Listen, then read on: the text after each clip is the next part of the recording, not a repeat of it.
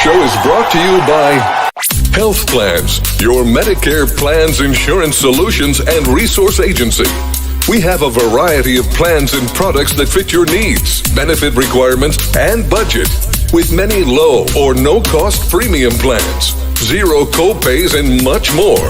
Our licensed benefits advisor's priority is your health and well-being.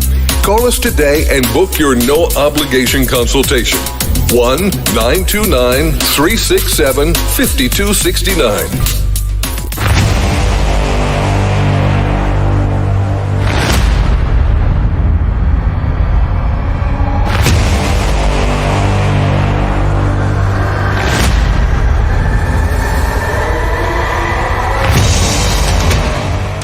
Folks, welcome back to the iHealth channel, iHealth Radio, with your host, Hurricane H. New day, new show.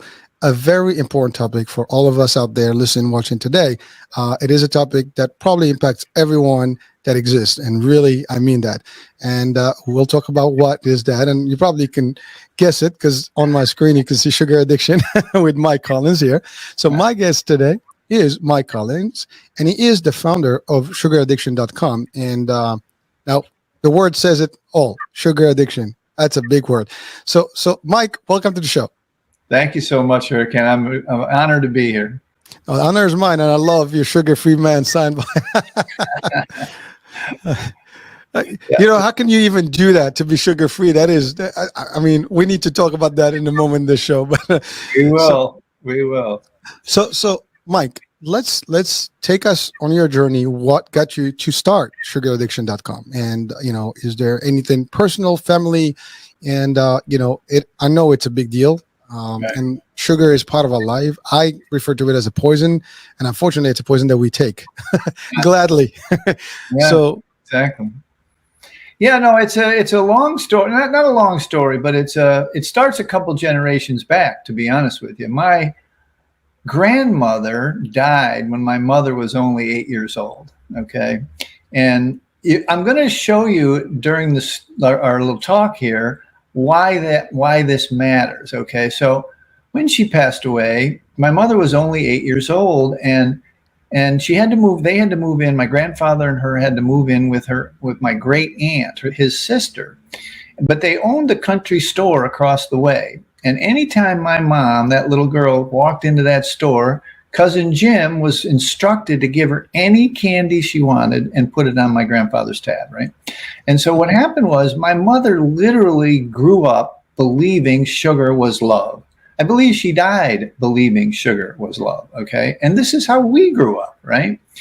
I mean, you just don't even, in today's world, you couldn't be able to comprehend that we had complete and unfettered access to the sugar bowl. We could put as much sugar on our cornflakes or our Cheerios as we wanted, with her never saying no or don't or less or anything. And we were scraping like half an inch off the bottom with the milk at the end, right? And Kool-Aid we would make would triple, double the 2 full cups, 3 full cups of sugar in the 1 packets, right? And candy, cookies. I mean, we had this bowl. I've never even since seen a bowl so big. We would make chocolate chip cookies every Saturday and eat them warm. And this went on my whole life. I mean, this was my mother's belief, and she never let go of it. She passed of Alzheimer's, which they're now calling diabetes 3, that because sugar literally affects the brain, right? Well, anyway, fast forward, and about 13 or 14, I ran into beer, okay? And beer, I knew, changed my state. It changed how I felt, right? It changed how I was interacting with people. We used to call it liquid courage. We would drink behind the high school, and I could actually talk to girls. I was shy, I wasn't really, it was really amazing that this would happen. And this, worked for quite a while. Anyway, fast forward to about 28 years old, and I got sober. It's completely another podcast and completely another show, but it's very relevant in instructing about sugar addiction, because I went right back to sugar. Okay. I didn't eat as much sugar when I was drinking, and I went right back to sugar. See, I grew up in a pretty abusive home, raging kind of alcoholic father. The deal my mother made was just don't hit him in the head kind of thing. And so there was some trauma that I was covering up with sugar at first and then alcohol and drugs after that. And I went right back to it, as I find a lot of people do, in recovery or not in recovery. They use substances. The problem is people don't realize that sugar is powerful enough to do this, right? Anyway, I keep going, and I got married to a woman, and somehow I talked her into having children with no and have no sugar, no flour, no caffeine in the womb when she got pregnant, and this lasted till they were 6 years old. Okay, and that experiment worked. I mean, the human brain, the explosive growth in that first 1,000 days from conception till 1,000 days later is so gigantic, so like exponentially more gigantic than we do as adults or even in childhood, whatever, that first 1,000 days. And my boys are like literally rocket scientist smart. I mean, I could tell you that story, but it'd just be a bunch of dad bragging. But anyway, keep going. And I end up, the boys always said I should write a book about sugar and sugar addiction because they grew up in this is 20 some odd years, 30 years ago. They grew up in an unusual circumstances where the parents fought us, the parents' friends fought us, the grandparents, the Montessoris, they all fought us, thinking we were depriving them of a childhood. But we stuck to our guns till about they were 6 years old. I remember it like it was yesterday. We were at a roller skating rink, yet another party, right? Another kids' party. And so the cake and ice cream comes out. The boys were twins, right? So both of them were like looking up at dad, looking up at mom. Can we please have, the cake and ice cream like everybody? We used to bring their snacks, so that they would eat. And we just gave in. I mean, it was too much now. And we regained our composure the next day. And they only had sugar at those outside birthdays, never at home. And anyway, I wrote a book. They told me to write a book, go through this. Write a book, Dad, shut up. They didn't want to hear it, And so I wrote a book, and it was pretty successful in 2018. It's on Amazon. And founded sugar addiction before that, but never really did much with it. And it wasn't until 3 or 4 years, it's now about 6 or 7 years later, we started the Quit Sugar Summit, which is a yearly convention of all of the great scientists and researchers all over the world. And I started personally coaching and started training coaches and form groups. We have like 14 meetings a week. We have a huge platform with tens of thousands of people in it. And we started to really dig into helping people. And that's when it kind of took off. And that kind of brings us up to the sugar-free man there. You told me to straighten it out there. I love it. Man. I became the sugar-free man kind of by accident a little bit. We just started talking about it and ended up, that's kind of how we portray ourselves on social media, the brand, if you will, the sugar addiction stuff. Because I'll tell you a reason, as an internet guy, you might like this. Google does not like the word addiction. They do not like it. So we had to have something a little bit different. But in reality, and I want to stress this before we go on to the next questions, and I will talk about that emotional management of drugs and alcohol and then sugar, is that people don't give sugar the respect. I don't know if you remember the comedian Rodney Dangerfield. I don't get no respect, right? And so Rodney, it's like sugar does not get any respect as a psychoactive drug, powerful enough to stop your emotional life. It's a really very well-known construct in the world of alcohol and drugs that if you started using alcohol and drugs at 14 or 15, you stop growing emotionally. And if you ever talk to a person who's any of our folks or anybody who's lost a couple 100 pounds, put diabetes 2 in remission, fall into the size body that they want to be again, people that have really beat their sugar addiction, these folks talk about this emotional reconfiguring, almost like learning how to walk again. And it really is, it's what people avoid, okay? They want this to be a diet. They want this to be eat less, exercise more. They want to be, restrict calories, right? But it's the last thing it is. That is not what this is. Sugar addiction is a very real addiction that will soon be named to some of the diagnostic manuals, like gambling, like alcohol, like cocaine, as a substance use disorder, which is these days the non-stigmatized term for addiction, which I wholly embrace. Let's reframe that one again one more time. Yeah. No, it's the non-stigmatized term for addiction these days is called substance use disorder. They've renamed all alcohol use disorder, cocaine use disorder. They've taken addiction out of all of the government, like SAMHSA, all addiction and addiction abuse or substance abuse. All this has been taken away because words are things. Junkie, addict, whatever. These things are stigmatizing, like a lot of other stigmatizing words that have been, redone in our culture, from ethnicity to everything. So it's a very important step, I believe, and sugar will follow closely. But to this day, it's still called sugar addiction.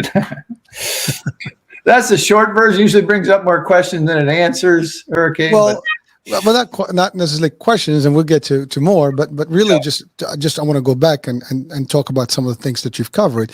Yeah. One being your mother raised into a sugar environment, and by the way, that's the story of all of us, because sugar is something that we're so familiar with from early on, and it's so comfortable. To your point, everybody kind of like, for festivities, for celebration, there's always sugar. You can't have a birthday without a cake, right? You can't have, holidays are like big with sugar cane, this, that, the other. I mean, think about Christmas, all the stuff that we have, chocolate, Valentine's, a lot of sugar. I mean, unless you get 99%, 95%, real cacao, it's not going to work for you, right? And you have also Halloween is around the corner. Forget about it. That's like sugar rush. I mean, people carry those bags. I mean, you go to any store right now, there's a lot of stuff, and it's all sugar. You got stores that are like all sugar. Yes. I mean, that are like manufacturers of, I mean, I'm not going to name names, but there's so many of them out there. And so it's funny, because sugar not only is bad to your health, but I mean, we've heard stories about even sugar being used in abduction and other things, for kids and around the world. It is sad, but it's been like, hey, here's a candy, and then next thing you know, someone disappears. I mean, there's so many other things that can be attached to this. You're talking about the beer part, right? And again, alcohol, does have an impact on sugar in your body and all stuff. And we can talk about all the. I'm not a clinical person, but certainly has I have enough knowledge about how that all interacts. But really, those are things. But you're right. You grew up in this environment, and you almost don't see it at an early age. And to be honest with you, me personally, I can give you stories. When I was a kid, I used to do exactly what you said. I would put a spoon of sugar and just go right into it. I take, I grew up overseas with these cubes, sugar cubes, and I just pop up like a couple things. That's like, it was fun. It was really just like cool. And the more candy, the better. I mean, it's like, candy time. I mean, you have a movie, Candyman, right? So it's all about candy and sugar and stuff, and it's almost like a culture. Okay, it's always good, but what we realize is that over the years, diabetes have just gone worse and worse. Back in the days, if we go back in time, I think the diabetes was called sugar disease or something. That was the name of the disease. Yeah, I got sugar. Exactly. It was a name, because that means you just can't control it. But now it's like, it does destroy a lot of things, and before you know it, especially if you use a lot of it early on, I had a friend doctor who, may he rest in peace, he explained that to me in a very simple way, and I think I've shared this in the previous show, where it's like your body is designed to live your life with you. Every single piece of your body has a certain lifespan, and lifespan should be equal to your life, and it will function exactly just like when you. I mean, again, I always give a comparison to a car. You design the car, if you treat it right, it will last. It's designed to last 10 years, whatever. Yeah. And so if you treat it correctly, you do the oil change, tune-ups, and all that stuff, it should last. Well, same thing in the body. Now you come in and you just give so much to that pancreas, early on. And you really dump all that quantity of sugar, it's overriding, it's overtime on that thing over the first early stages of your life. It doesn't continue the speed with you. No. By the time you get to 30, 40, 50, it's already like damage, it's over. There's no more production of insulin, there's nothing, you're done. and now you have to live your life trying to figure something out without it. That's a serious, element, right? Yeah. Now you talked about sugar, really the word addiction. It is an addiction, and what you mentioned something very powerful is that we do not relate that usually to the mental state and how it impacts our brain and how like the whole status of how you think and function. That's something that we don't even relate to. We talk about diabetes mostly, and obviously diabetes can ruin your life or nothing. You mentioned something also important. You said that's like the third, Alzheimer's is the third, diabetes, because it is like, diabetes 3. And again, there's discussion about that. So you have all these things that are new, not new. We know about this. It's not a surprise to people like, hey, sugar is bad for you. No one can tell you that. I mean, we all know it's not really good. And I can tell you, for me, I made a commitment, and I'm not sugar free. So I can just tell you about I'm sugar, low sugar, if you want to call it that way. So I've cut sugars in all my drinks. I've cut, like sodas and stuff like that. It's gone a long time ago. I mean, the quantity of sugar in those drinks that we buy in the store, if you just read, we've done nutrition experiments, at the insurance level, and we were doing these in expos and stuff. And you can do this exercise with people like, can you guess how much sugar in each one of those drinks? Right. And when you see the quantities and in a Coke or this, like in real spoons of sugar, forget about it. It's crazy. But then what I said is that I give up sugar in a lot of ways. So I indulge every now and then in a cookie or whatever or something, but not like I'm very aware of it. Because my mom's diabetic, and I've seen her, go through 30 years of diabetes. It's not fun. And so I realized that I'm also prone to maybe diabetes because it's genetics, that can have something to do with it.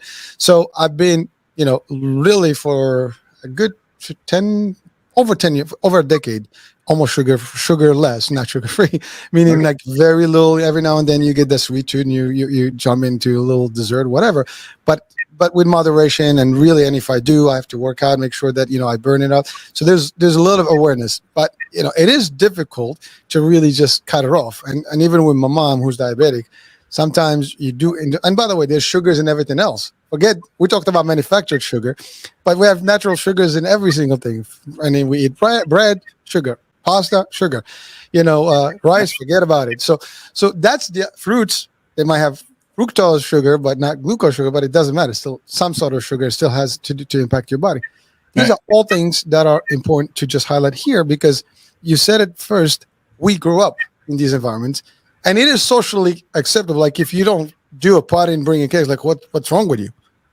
Or if you don't, drink with everybody's like, what's wrong with you? I used to be, this is funny. You mentioned something about addiction. This is true fact. And you mentioned beer. I'm going to give you a story that only a few people know. I didn't drink alcohol, but I used to get drunk with orange juice. Really? Yeah. So my friends, when we were to go places, they do not give this dude any orange juice.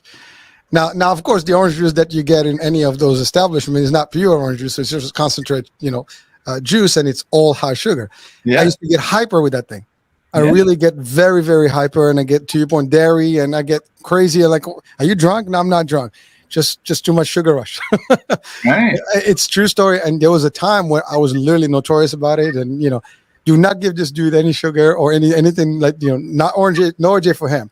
And it was like, I'm talking about like they're drunk and I'm actually more hyper and more like, crazy than them. Yeah. So it's amazing, but you're right. These things we don't realize until you're exposed to them, or at least you talk about them. I mean, hearing right now, I'm sure people are watching and listening right now. They'll be like, oh, I didn't think of that. And to relate these things together, it's almost like I never kind of put one equals 2 in this equation, and that's it. So I wanted to just comment about that part of the first part of your discussion. Then you said you have this annual thing that you do with world experts. Now, what do you do in that? I mean, is it just forum, like educational stuff? Is it just articles? I mean, is it like research sharing with the public? Yeah, how does that work? It's a summit. It's an online summit. It's free to attend. It's quitsugarsummit.com, and we have had literally it's a who's who of everybody that's studying sugar today. Every scientist, MD, PhD you can think of. or and a lot of people aren't familiar with this. Some of the names: Gary Taubes, who wrote the book about the case against sugar, and Robert Lustig, and there's some famous folks, David Perlmutter, and there's some famous folks that have been on it who write a lot of books and stuff and have done a lot of research. But for the most part, we try and discover the people who the public doesn't know that much about and bring them out to the public. So it's been pretty successful. We're in our 9th year now, and really exciting stuff as far as every year the science gets more and more clear about a lot of the stuff you were talking about. It just gets more and more clear as to what sugar is doing to our body, right? Problem is that we end up, folks end up not so much confused, but overwhelmed with the information and how to put it into action. And that's what we do at Sugar Addiction. We, have coaching and detoxes and stuff where people can put their toe in the water, very inexpensively, to detox from sugar, see how they feel. And then if they want to go on with coaching and stuff, that's what, But here's the thing. People think, as I mentioned earlier, that it's just a diet, that they always come to me looking for a food plan and an exercise plan. What do I eat, and how do I quote unquote burn the calories? Well, if you listen to Gary Taubes, and he's got 2 or 3 good calories, bad calories, there's a whole bunch of different books out there that he has, that basically they've debunked the idea that a calorie has anything to do with weight loss. It's really not even a thing. It's a unit of measure a calorie, a unit of heat measure a calorie is. And really the sugar has a chemical effect in your body, not a, burning heat or calories effect. And it's this chemical effect that affects, basically metabolic syndrome, metabolic illness, and really the whole world is about to collapse under the weight of metabolic syndrome. They say that only 12%, a full 88% of people are metabolically unhealthy in the world today.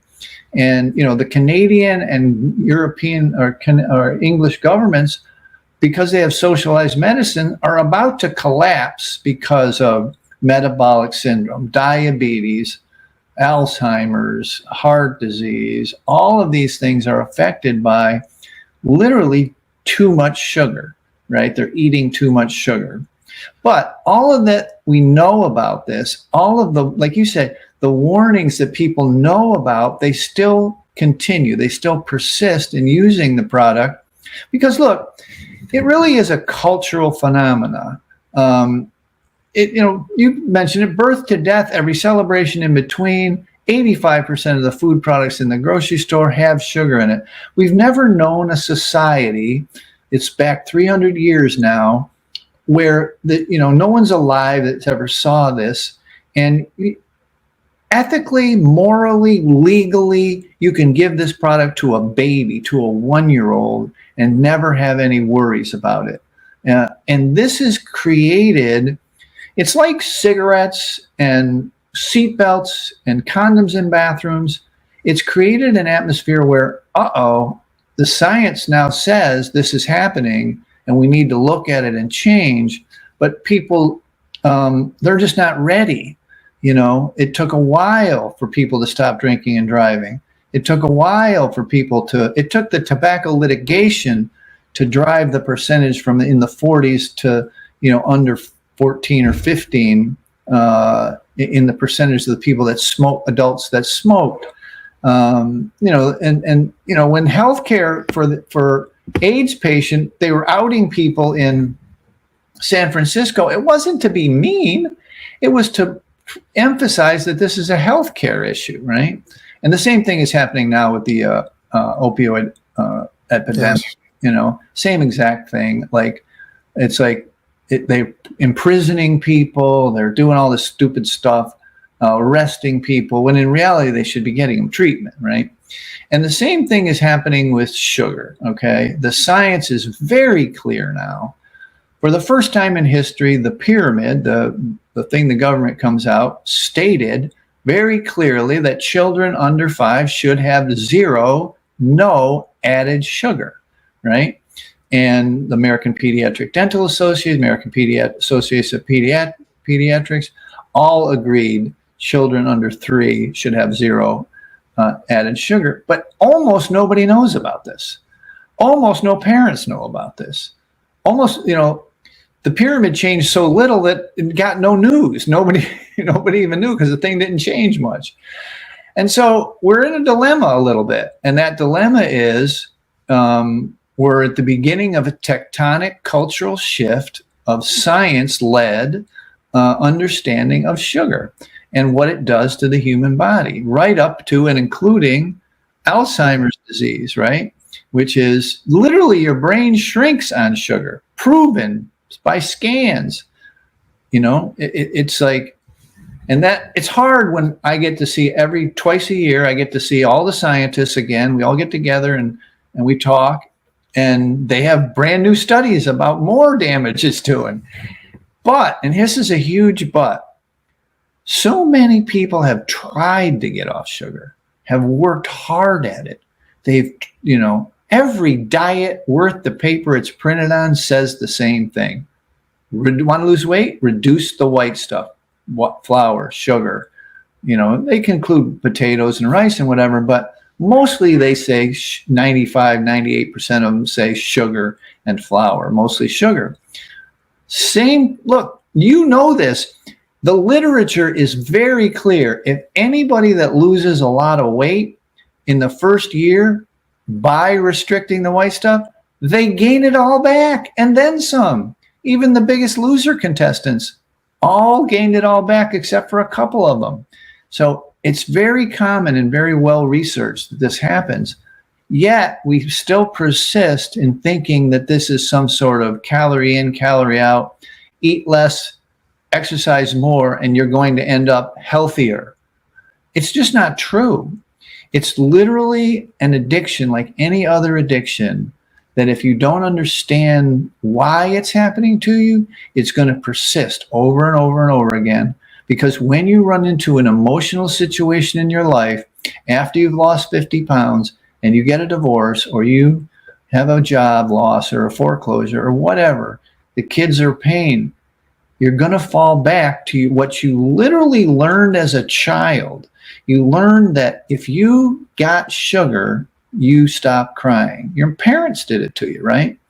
And your brain is built from the bottom up, your limbic system. It's not even to the dopamine, serotonin, norepinephrine, your reward chemicals in the nucleus accumbens in the front of your brain. This is like deep in your lizard brain, where you're realizing that this is an analgesic that can stop hurt, pain, worry, fear. Okay, it stops these things from happening to you momentarily. 20 minutes worth of relief, and then you got to chase the high again. That's why people eat sugar all day, every day, right? Anyway, I didn't mean to go off on a tear there, but I just you brought up so much in your, when you were speaking, that I just want to get people to understand that scientifically this is happening. It's going to happen. It's going to continue to happen.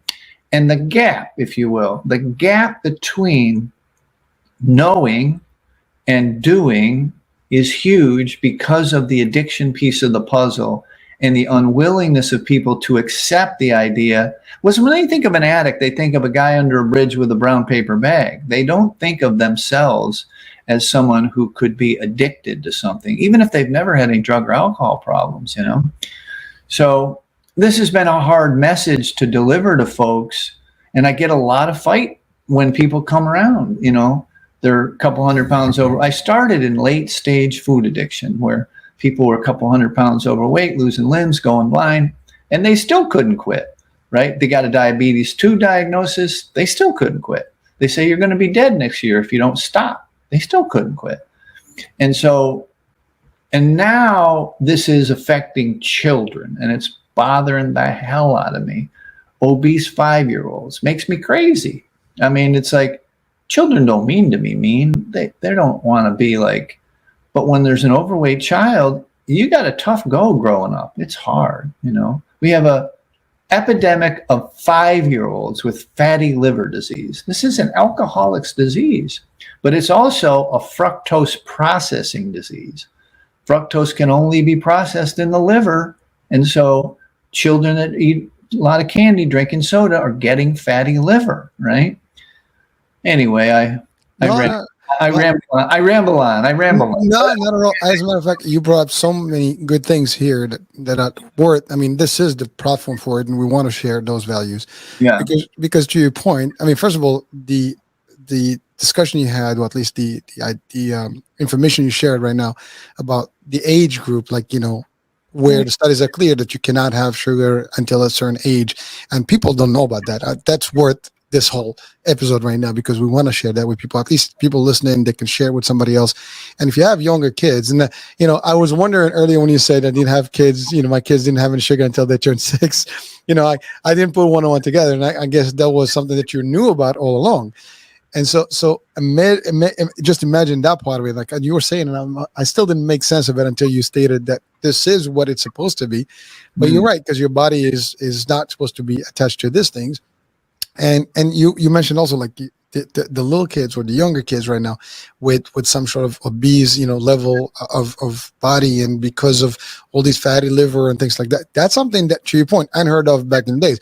You didn't see a lot of kids of overweight. They were, first of all, there's the other part, which is it doesn't help that we sit more in the behind the screens and either on your phone or behind the keyboard or a game control, whatever, because that's happening more now than ever. Then we had the pandemic recently, which was even worse. People are crammed their homes and stuff, so that didn't help. I mean, we know that that's already a trend on its own.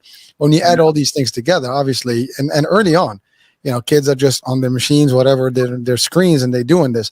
There's no more outdoors activities. I mean, it's in movies, you see it now. They allude to, like, my childhood was so much fun. I was out there playing with trees and running wheels and whatever, stuff that we did outdoors, playing, football, baseball, whatever. We were out there active, but now nobody's, now you can do it at a league, whatever, but not as much as it was, like, very common. That's shifting. But when you add to this, and then you mentioned something about the addiction part of the sugar, and you're right. Like, we know this, like, we hear all the time, like, my sugar is low. I think, or your body's asking for sugar, so you go and get some sugar. And because, again, to your point, it's like the body's need a fix, right? You got to get your fix. And it keeps you cool about it, because that's like, I'm good now.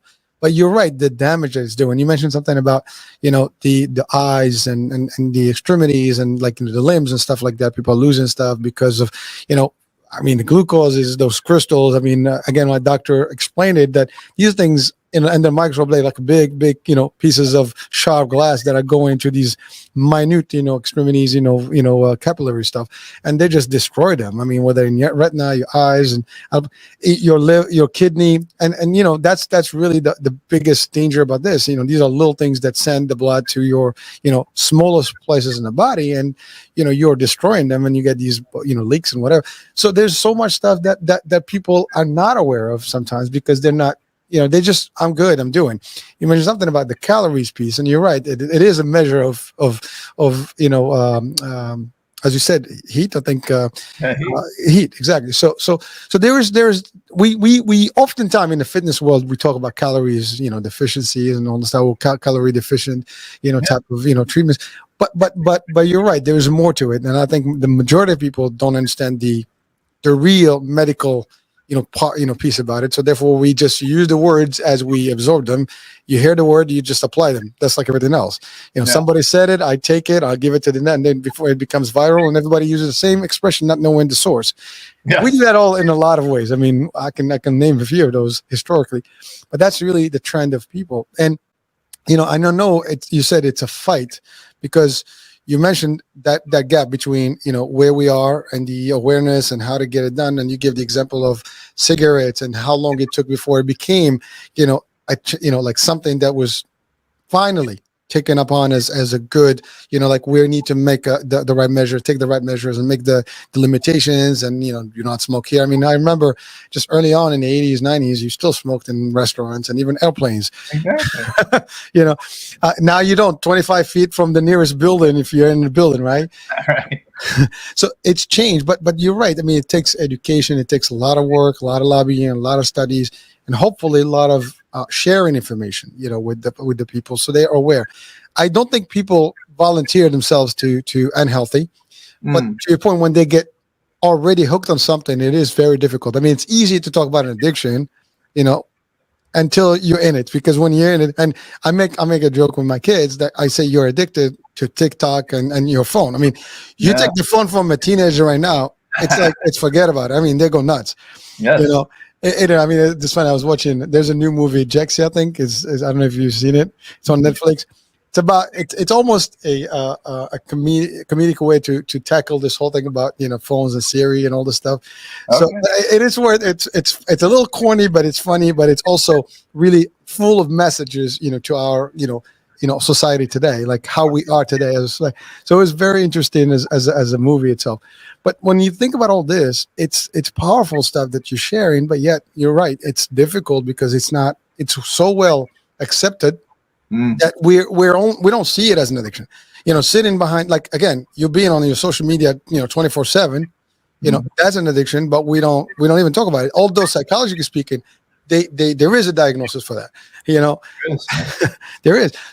But these are all new things. As a matter of fact, we do have a stand-in show with Dr. Heim. He's a psychiatrist, psychiatrist, and he had explained that they have confirmed that, for example, the age of the internet and stuff, the level of stress, the level of problems or psychiatry problems had increased because of that. And there's a correlation to both. So these things are real, and we understand these things. The problem is we don't either want to accept the reality of the fact and the truth, because again, it's like giving up.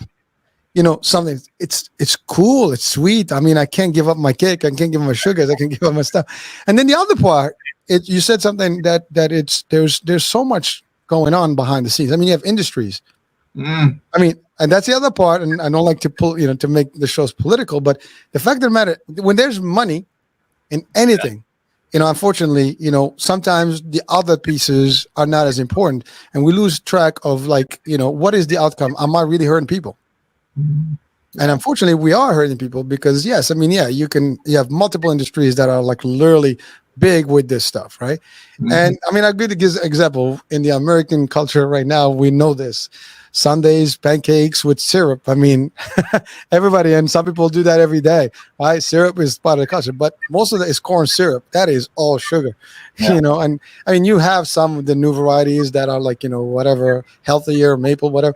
At the end of the day, it is part of and the list goes on and on. You go to the movies, it's your Twizzlers, your all your little, your snacks. I mean, your chips and all this stuff is all bad for you, but we all enjoy it. So stopping that, like my kids sometimes, like, they go crazy on me, like, Dad, we need to go shopping. It's like, we have food. No, we need junk. Like, no, I mean, I literally, and that's the other thing. We limit some of that at home to avoid this. Right. It takes discipline, and again, I have to give you, all the kudos of the world. I mean, 6 years, none of that stuff in your house, and you have children that actually exposed to all that at school. That's the other part.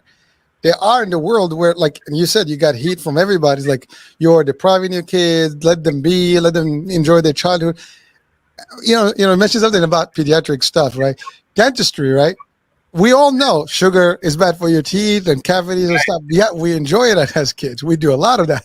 Sure. And you wind up at a dentist quite a few years later, fixing some stuff, right? It is a challenge. So now I wanted to ask, on the work that you do, are there any steps to actually help people? I mean, education obviously is key, but are there any other measures out there where people, like, if they feel that they need more assistance, like you have addiction for a lot of things, and you have, hotlines for all these. Yeah. Is there such a service, such a hotline right now for this, to deal with these people? Like, for the common person, just to know that maybe I have a problem. I love sugar too much. Maybe I need to stop. How can I stop? Yeah. No, that's the big question right there, is like, how do I stop? How do I finally, okay, the science is great, Mike, but how do I stop? Because a lot of people have tried and they promised themselves, and it's difficult, or hurts your self-esteem when you are trying something and you can't keep your promise to yourself, right? So you get started, you get 3 days in, the cravings hit, and you give in, and it's only January 3rd and you already quit. It's really hard. So what we've created is we have a 30-day detox. Okay. And the 30-day detox is available at sugaraddiction.com. And we also have that Amazon book. We brought it home. We give it away free on the site. So if somebody theoretically could read the book and just do it, right? But what we found is the structure that we have set up, like any addiction recovery, we have, like I said, pushing 20,000 people in a forum. We have meetings every single day, twice a day on Zoom, where you can plug in and get your questions answered. Find some people that are doing this with you. And this social support is so important, right? The challenge itself has 30 videos. Every single day I come in via video just like this, between 7 and 20 minutes every single day, and tell you exactly where you are. And what happens is when people get to about the third or fourth day, the overwhelming cravings, irritability, hunger, lethargy, I mean, you're just a mess, literally a mess. And if you did flour at the same time, or caffeine, you tried to quit a bunch of stuff at the same time, and you're an adult with any habit, you are incapacitated. Literally, you can't go to work. Your headaches, your head is pounding, right? And people think that there's literally something wrong with them, that they're getting ill, that they need to go to the doctor and get something, either anti-anxiety or pain relievers or something. But in reality, all it is sugar withdrawals, right? And so we guide you through days 3, 4, 5, 6, 7, 8, 9. Now, everybody's a little bit different. If you've got a gigantic habit and you're a lot overweight and you've always been this way since you were a child, your detox withdrawals is going to be longer. Okay, it could be 2 weeks even feeling this way. And sometimes that's why we go the whole 30 days, because it takes at least that to get it physically out of your system. And once it's out of your system, the draw, it's like the noise of the cravings calms down and you don't feel it as strong. And I call this the ticket to the game, Hurricane, because this is how, if you can get those 30 days of abstinence, that's when the real work begins, so that you can avoid all those studies that we've talked about, where if you lose any amount of weight by reducing sugar, you gain it all back. We start with the emotional part that we've discussed here in this podcast, where you get 2-3 months in, you've lost a bunch of weight, your skin looks better, you're feeling better, the one thing that people really get excited about is that their brain fog clears. They can process quicker, remember more, focus better. They don't talk about their weight loss and all this. They talk about how clear their mind is. And this has been the most encouraging part of all of our summits, and the most encouraging part of the work that we do is that people are, and it's, people are clearer mentally, and it's tied, really tied to the emotional life. Okay. You're not handling your difficult emotions with sugar anymore. You're walking or going to yoga or lifting weights or getting a massage or a manicure and a pedicure or whatever it is. You're doing some other self-soothing self-care to help you get through difficult situations, whether they are older trauma situations that began to come up, because we didn't have time to get into this, but literally when you give up sugar, things that you forgot about, things that you never dealt with, and it doesn't have to be sexual or physical abuse. It can be anything, bullying, anything that you went through that was difficult for you. Maybe you were a latchkey kid, maybe you were, whatever it is. It's how it affected you. And people realize that they could use sugar to stop those feelings. And when they finally go abstinent from sugar, they end up the emotions, like literally learning how to walk again almost. You've got to learn how to, deal with your boss and deal with your spouse and deal with your kids in a way that doesn't include a substance. We call it effort-based dopamine versus substance-based dopamine. You have to go do something, you have to get some result, whether it's cooking a good meal, watching a sunset, or going for a walk, whatever that is, you have to train yourself not to fall back to the sugar. And this takes another 30, 60, 90 days, whatever. But it gets you set up in a 90-day process to deal with it as they come, and you, like we call it living in process. So your process is not to go to the cookies, not to go to the thing, to the cake or whatever, but to actually realize that the boss is an ass. Let me go for a walk and think about it.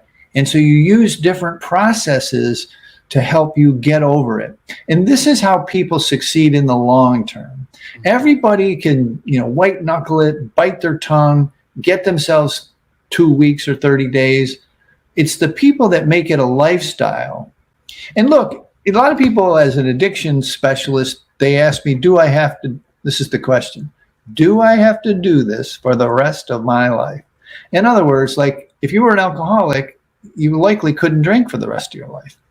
But when it comes to sugar, if you can get these 6 months in and get control of this, most people don't want to go back. They're so happy with the results physically, mentally, emotionally, they don't want to go back. But occasionally on their birthday or whatever, a celebration or a wedding, they'll have a piece of cake and they can handle it, right? That's not everybody. A lot of people, that's the start of the end. They begin the binge again, right? So everybody's a little different. But the important part is there is a process that we can walk you through that gets you to the other side. And look, it's only pattern recognition, right? What is genius? Genius is only pattern recognition. I've been blessed to be able to watch tens of thousands of people go through this process. And sadly, thousands of people have failed. I know when they quit. I know why they quit. I interviewed them. I did surveys. And then the people that have succeeded, which is the vast majority, I know what happens each step of the way, right? I can tell you what happened. And we've documented it all out. But at the end of the day, in every recovery from any kind of addiction, the secret sauce, if you will, and I got to think of a better way to put that, but the secret sauce is the community, is the because look, like with support group. Yeah. Is exactly right. Like this happens even in cancer survivors or anything. If you join a cancer survivors group, your survival rate like doubles or triples. It goes way up. This is with everything. There's a lot of peer-reviewed science around this. And a lot of people that come to us, their spouse is not on board. Their kids are not on board. They literally in their own family are kind of an odd man out or odd woman out, right? And so you do need that support. Can't stress that enough to join my group or someone else's group to get the support of other people. You know that there's now science that says you become the average weight of the 5 people you hang around with the most. Oh, I love that. Very true. I have to put that in a test.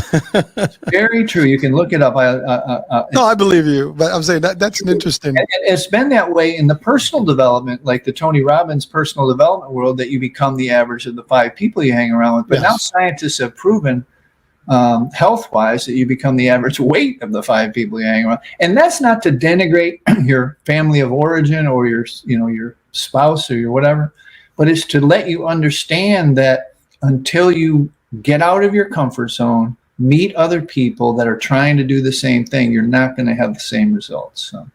Oh, well, Mike, thank you for sharing that, because that is important. And like every addiction, if you're not really getting the right support when you go home, it doesn't matter what you do, it's going to go into your point. If you're not, that's why, like, if you think about all the addictions, they have, the Alcoholic Anonymous, all these things. I mean, all these groups are there to give you that, like, you belong in the community and you got this, and we all got through here. And there's always someone to be there with you. Here's your coin, whatever the tool that they use to get you motivated to keep up. But you're right, it's everybody around you, and that's usually the same thing about addiction in the first place, right?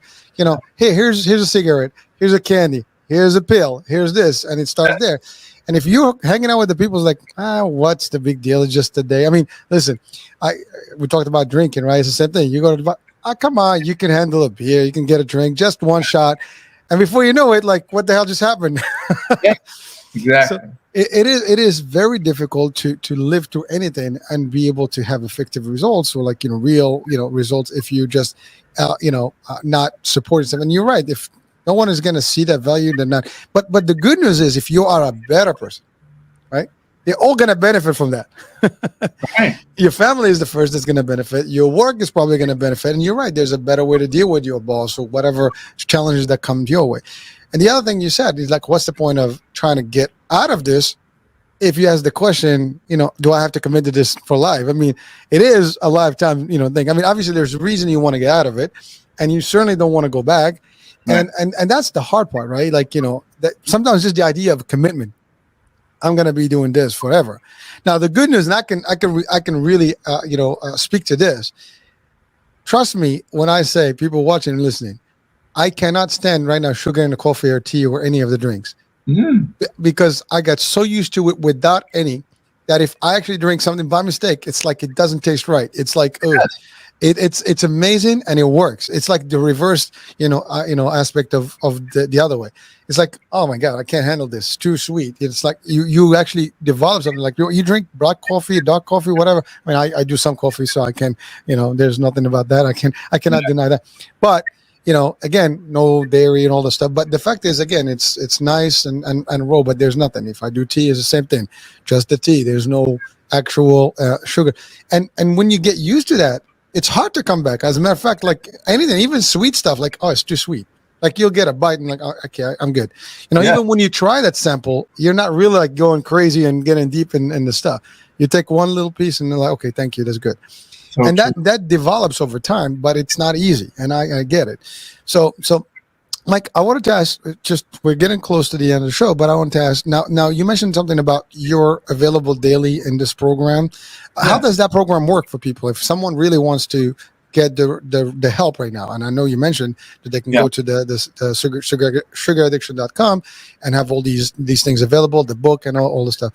But if they wanted to reach out to you and get your service, like, directly and have the help, I mean, how does that work? Yeah, I mean, they can email me at Mike at Sugar Addiction or Michael at sugaraddiction.com. I do one-on-ones, but it's a little pricey because we got a big platform we're building. But and we do have 14 trained coaches who have all gone through the program, who have all started as sugar addicts. A few of them were actually therapists. A few were health coaches already, but they were struggling with their own sugar addiction. So we do have coaches at a very reasonable price. But I think people start by going to sugaraddiction.com. There's a big thing in the button in the right-hand corner that says, start the sugar challenge. Or just grab the book. There's a quiz there that says, are you a sugar addict? But I always say, people, if they listen to something like this and then they go to sugaraddiction.com, they probably don't need to take the quiz. Just grab the book. And but you can start with the challenge if you want. But if you're really ready, if you're a committed person and you've tried over and over and over again, I usually work with like CEOs and lawyers and entrepreneurs and stuff.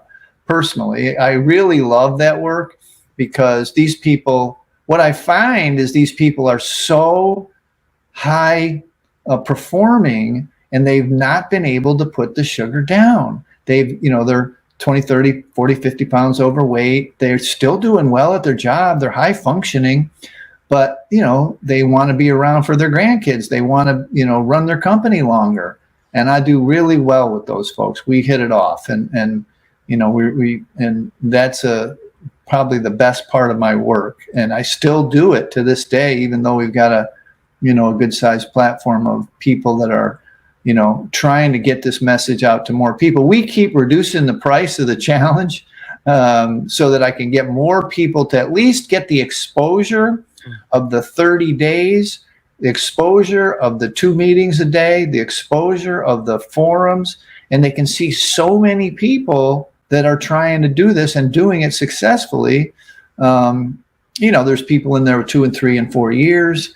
They help out because they're happy to do it because they, was given to them. So yeah, it really is it's almost like we're living in an anonymous world in a lot of ways because, and thanks to guys like you, we're getting that message out that a lot of people are having success with this and living happy lives. It's not like people go in, you mentioned it like, do it, about like thinking about never having a cake again or whatever. But that old AA saying that just 24 hours, just today, if you just do it one day at a time, pretty soon you're down 40 pounds and it's a year later. You know what I mean? That's how it happens. And you can always I always say, look, if you want to go back out, if you want to just try this, I call it a scratch test, right? So, if you go to the allergist, they'll scratch you for rust, ragweed, pollen, or dust or whatever. My scratch test is 90 days of abstinence, right? And I'll swear I'll refund all of your weight, all of your anxiety, all of your acne, all of your brain fog, all of your high blood pressure, all of your, I'll give it all back to you in 90 days if it doesn't work, okay? You can come get it. I'll have it ready for you. So look, it really is a personal choice. It's a choice to, about health and wellness. And again, it's just, again, thank you for having me on, because getting the message out of the stuff that's been languishing in anonymity, both the science and the success stories, has been frustrating, because we know we can help, and we have helped lots of folks. So thanks. No, thank you. And actually, you're doing a great job out there, and you've been doing this and building and helping, few people at a click, and, you have a whole community that you've helped over the years. And yes, that's our mission here as well. We want to just spread this message further out. And this is worldwide. So hopefully we get people all over the world, to hear this and see it, because this is not just in the US or the West, it's all over the world. Oh, it's everywhere. It's a one big village that we live in called Earth. So yeah, we have UK, Europe, Australia, Philippines. We have pretty much everywhere now. So. There you go. And so it's important. The work I love this because I learn and I share, but also, people are listening and getting this direct. And by the way, thank you for sharing, how that works. And yes, people can definitely use this and get onto the website. I will have the link to the website on the description of the show, so that people can automatically click onto it. If they go to my website, they can click on your picture and it goes to your website as well. So you'll be there. So it's all about that. And again, that's all there is. Now we're coming to the end. I just wanted to first thank you, but also if you have any last words of advice to share with our audiences right now. Yeah, no, thanks. I appreciate that. And I think the main message that I want to convey, that I think is being underlooked in the $87 billion diet industry, is that this is not about the food, and this is not about the exercise. When you have a problem with sugar, when you have a problem with this substance, the science is very strong now, and our experience is even stronger. Strangely enough, even stronger than the scientists, because they are late, literally, to the addiction idea. They know what it does to your body, but they are not really cued into how the addiction stuff works. Is that this is really, as we mentioned earlier, a substance use disorder. And if you can understand that and just let the information light on you for a little bit, don't judge it, just let it, this little twist, if you will, this little change in the information as you received it, is not weight loss. It's not food. This truly is something that's a little bit different. It's related, it's tangential, but it's not the same, okay? And if folks kind of get that, that's the message that we're trying to get out at sugaraddiction.com. And look, I believe in something from the drug and alcohol world called harm reduction. You did it perfectly, in my opinion, in that if you can just give up soda, if you start the process, sooner or later, you'll maybe step down and forget about the cookies or the ice cream or whatever. And only people, we never discussed this, but about a third of people likely, and this tracks with the obesity numbers, but you don't have to be overweight to be a sugar addict. You can be a very thin sugar addict. About a third of people are sugar addicts. About a third of people are harmful users. This is just people who, in this society, 85% of the food in the product in the grocery stores have sugar. And over the years, those people can quit for 30 days, take the challenge, start again, and only have it once a month. They're fine. And then there's a third of people we all hate who can, no, just kidding. They can have like a cookie, a half a cookie, leave it there, whatever. So it's interesting how it tracks with the obesity numbers, but the bottom line is this is not a diet. This is not a weight loss program. This is a program, a lifestyle program of wellness in changing how you deal with your emotional life via a substance. That's the main message that's really not transmitted in the world of diet. And it's like I said, $87 billion industry, weight loss and health and all that kind of stuff. And no one mentions this. Okay. No one gets this because, they just don't have the experience or the background. So anyway, I really appreciate you having me. I'm honored to be on your show and get the message out. So thanks again. No, the honor is mine. Thank you. And, this was great. Mike, thank you so much for being on the show and for the valuable insights here. And folks, I hope that you've enjoyed every bit of this hour. A lot of good stuff here that is geared for you and for your health. So hey, take it for what it's worth and take the challenge. That's it. Take the challenge. So that being said, I'm Eric H, and we'll be talking soon. New day, new show, new topic, new guest. Bye for now. Bye-bye.